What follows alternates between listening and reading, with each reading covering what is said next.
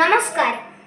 വചനം എൻ്റെ പാദങ്ങൾക്ക് വിളക്കും പാതയിൽ പ്രകാശവും എന്ന വിഷയത്തെക്കുറിച്ചാണ് ഞാൻ ഇന്ന് സംസാരിക്കാൻ പോകുന്നത്. ബൈബിളിലെ ഏറ്റവും വലിയ അധ്യായമായ 119 സങ്കീർത്തനത്തിലെ 105 വാക്യമാണ്. നാം ചെറുപ്പം മുതലേ പഠിക്കുന്നതാണ് ദൈവം നമ്മുടെ പിതാവാണെന്നും അവിടുത്തെ അറിഞ്ഞു സ്നേഹിക്കാനും സ്തുതിച്ച് ജീവിക്കാനുമാണ് അവിടെ നമ്മെ സൃഷ്ടിച്ചത്. എങ്ങനെയാണ് ദൈവത്തെ അറിയുക? ദൈവം നമുക്ക് എഴുതിയ സ്നേഹം നിറഞ്ഞ കത്തായ വിശുദ്ധ ബൈബിളിലൂടെയാണ് ഏറ്റവും പ്രധാനമായ അവിടുത്തെ നാം അറിയുന്നത്. നമ്മുടെ ദൈനംദിന ജീവിതത്തിൽ നാം പലരെയും പരിചയപ്പെടാറുണ്ടെങ്കിലും എല്ലാവരെയും നാം അറിയുന്നില്ല. ആരോടൊപ്പമാണോ നാം ഏറ്റവും കൂടുതൽ സമയം ചിലവഴിക്കുന്നത്, സംസാരിക്കുന്നത്, അവരെയാണ് നാം അറിയുന്നത്. അപ്പോഴാണ് ആ വ്യക്തിയുടെ സ്വഭാവങ്ങൾ, ഇഷ്ടാനിഷ്ടങ്ങൾ എന്നിവ നാം മനസ്സിലാക്കുന്നത്. ഇതുപോലെ ദൈവത്തെ അറിയുന്നത് വചനം വായിക്കുകയും കേൾക്കുകയും ധ്യാനിക്കുകയും ചെയ്യുമ്പോൾ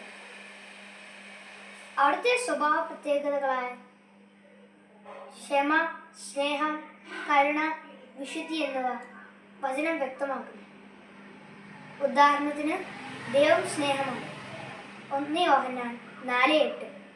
അവനിൽ വിശ്വസിക്കുന്ന ഒരുവനും നശിച്ചു പോകാതെ നിത്യജീവൻ പ്രാപിക്കേണ്ടതിന് തൻ്റെ ഏകജാതന് നൽകുവാൻ തക്കവിധം ദൈവം ലോകത്തെ അത്രമാത്രം സ്നേഹിച്ചു.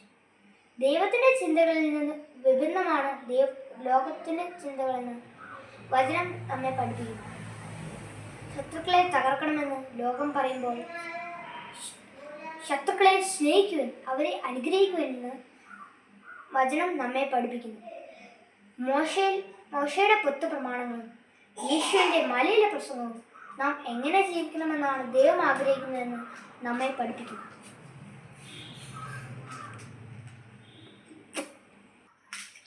മനുഷ്യനും ദൈവവും തമ്മിലുള്ള ബന്ധം എപ്രകാരമായിരിക്കണമെന്ന് നമ്മെ പഠിപ്പിക്കുന്നു.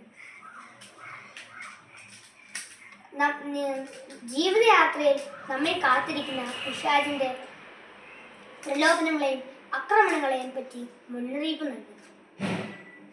ധനമോഹമാണ് എല്ലാ തിന്മകളുടെ അടിസ്ഥാനമെന്ന് പൗലോസ് ലിഹായി. മനുഷ്യന്റെ കോപം ദൈവനീതിയുടെ പ്രവർത്തനങ്ങൾക്ക് പ്രേരണ നൽകുന്നില്ല എന്ന് യാക്കോബ് സ്ലീഹായും. നിങ്ങളുടെ പ്രതിയോഗിയായ ഷാജു അലർന്ന സിംഹത്തെ പോലെ ആരെ വിഴുങ്ങണമെന്ന് കരുതി ചുറ്റി നടക്കുന്നുവെന്ന് പത്രോസ് സ്ലീഹായും നമ്മെ പ്രബോധിപ്പിക്കുന്നു. സർവോപരി ഏക സത്യദൈവത്തെയും അവിടെ അയച്ച യേശു ക്രിസ്തുവിനെയും അറിയുകയാണ് നിശ്ചയം. ഇതാണ് നമ്മുടെ പരമമായ ലക്ഷ്യമെന്ന് വചനം പറഞ്ഞു. ഇങ്ങനെ ജീവിതത്തിൻ്റെ ഓരോ ഘട്ടങ്ങളിലും ഏത് വഴി തിരഞ്ഞെടുക്കണമെന്ന് കാണിച്ചു തന്നുകൊണ്ട് നമ്മുടെ പാദങ്ങൾക്ക് വിളക്കും പാതിയിൽ പ്രകാശവുമായി വചനം നിലവിലുന്നു. അപ്പോൾ വചനം കൂടാതെ ഈശോയെ പിൻചെല്ലാൻ സാധിക്കുകയില്ലെന്ന് വ്യക്തമല്ലേ? വചനമാകുന്ന പ്രകാശത്തിലൂടെ നമുക്ക് നടക്കാം, മുന്നേറാം. നന്ദി.